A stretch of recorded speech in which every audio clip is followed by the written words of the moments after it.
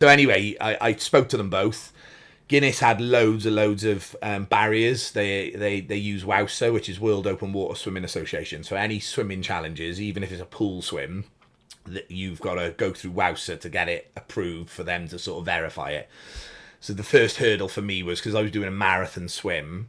I had to, if I wanted to redo it to get a record, I had to make sure that, one of the things is you can't do marathon swims in a wetsuit, right?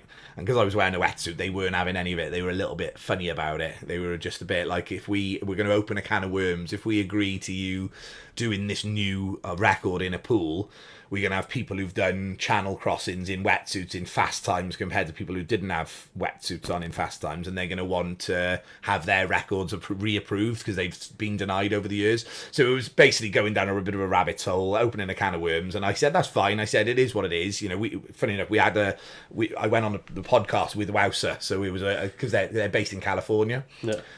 So they invited me onto the podcast and we did what we're doing now, but like obviously online. And it was quite nice to sort of get the name out there and talk about my business and what my background in swimming was.